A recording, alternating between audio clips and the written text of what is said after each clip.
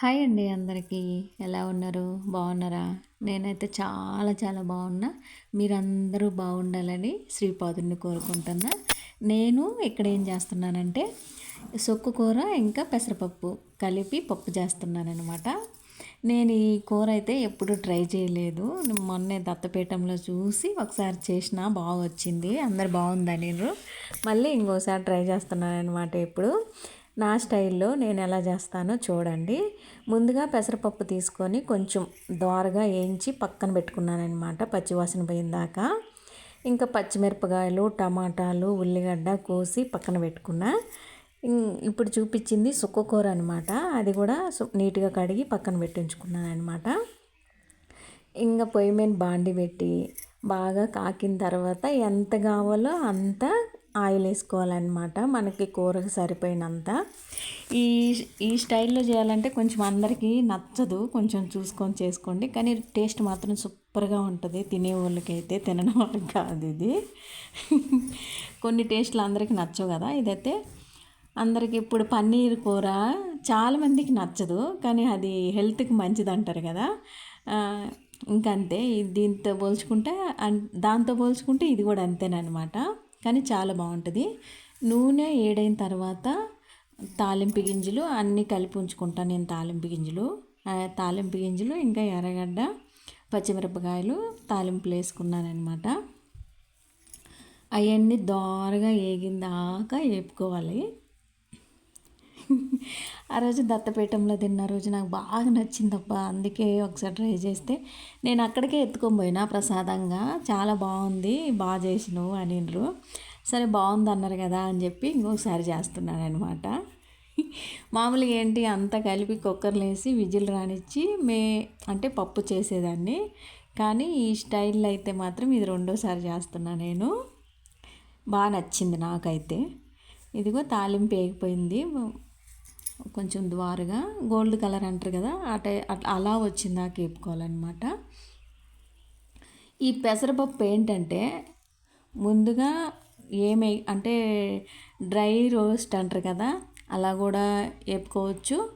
లేదంటే ఇప్పుడు తాలింపులో వేసిన తర్వాత ఒక 2-3 నిమిషాలు వేపినమంటే ఆ పచ్చి వాసన పోతుంది.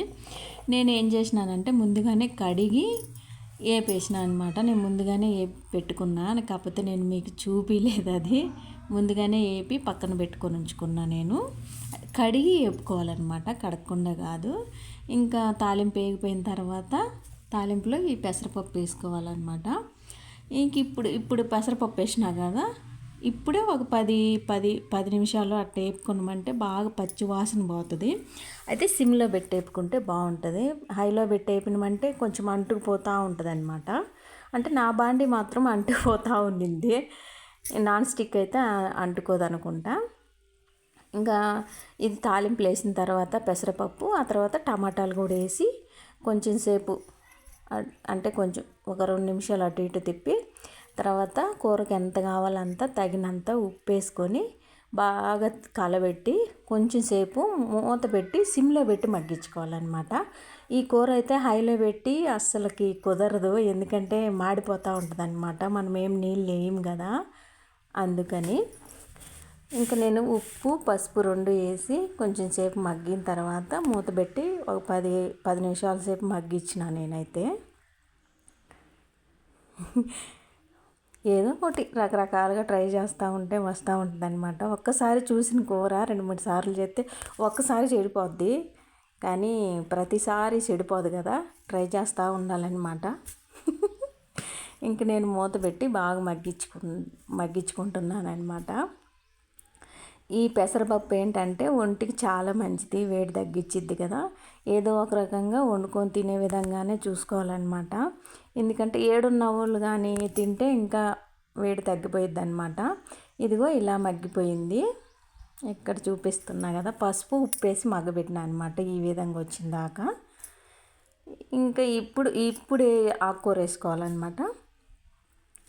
నేను చుక్కకూరలో ఏ ఒక్కటి పడేయనండి, ఎందుకంటే చుక్కకూరలో లావుగా ఉన్న మొద్దులాగా లావుగా ఉన్నా కూడా మగ్గిపోతుంది. అది ఒక ఊరకట్టు సెగ తగిలితే చాలు సారీ సెగ తగిలితే చాలన్నమాట, మగ్గిపోతుంది. చుక్క కూర అంటే ఉడకకుండా ఉండదు. కనీసం మనం ఆకుకూర వేసినమా అని కూడా మనకు తెలియదు అనమాట. అట్లా ఉంటుంది, చూచేదానికి పచ్చగా ఉంటుంది అంతే. ఆకులు అయితే అసలు కానరావు, అంత బాగా మగ్గిపోద్ది.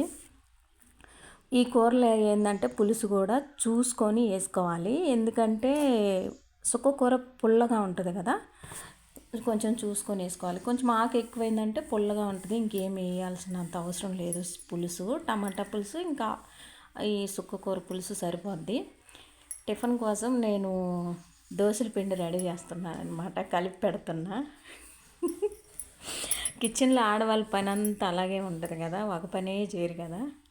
ఒక పక్క అన్నం వండాలి, ఒక పక్క కర్రీ చేయాలి, ఇంకో పక్క చట్నీ వేయాలి, ఇంకొక పక్క దోశలు పోయాలి లేదా ఇడ్లీ చేయాలి. రకరకాల పనులు ఉంటాయి అన్నమాట. 4 పొయ్యిలు ఉంటే ఇన్ని, 2 పొయ్యిలు ఉంటే ఒకదాని తర్వాత ఒకటి చేసుకోవాల్సిందే. ఇంకా బాగా మూత పెట్టి మగ్గించుకున్న తర్వాత ఒకసారి కలిగి పెట్టుకుంటున్నా నేను. కొంచెం మాకు కొంచెం ఎక్కువ కాబట్టి మధ్య మధ్యలో తిప్పుకుంటున్నా, తక్కువైతే ఏం అవసరం లేదు, ఉడికిపోద్ది.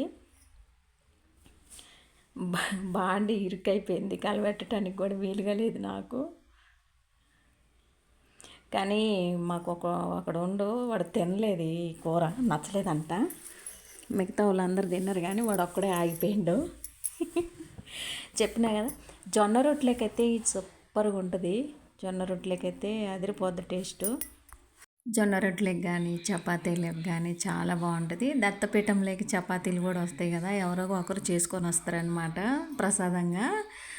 చపాతీలో బాగా అనిపించింది నాకు. ఇంక బాగా మగ్గిన తర్వాత నేను పచ్చిమిరపకాయలు ఎక్కువగానే వేసిన, కాకపోతే మాకు కారం సరిపోదు. అదొకటి చూసేదానికి కూడా కారం వేస్తేనే కలర్ బాగుంటుంది అనమాట, అందుకోసమని కారం వేసిన. ఇంకా కారం వేసి మూత పెట్టి బాగా ఉడికించుకున్న. అస్సలు వాటర్ అవసరం లేదు, దాంట్లో నుంచి వచ్చే వాటరే సరిపోతాయి. పాలకూరలో నుంచి వచ్చే వాటరే సరిపోతాయి, వాటర్ అవసరం లేదు. కూర అయితే రెడీ అయిపోయింది. ఇది పనికాడికి క్యారేజ్ పెట్టాలి కాబట్టి ఇంకొక బౌల్లోకి నేను తీసి చూపించట్లేదు. ఈ వీడియో కనుక నచ్చినట్టయితే లైక్ చేయండి, షేర్ చేయండి, సబ్స్క్రైబ్ చేయండి.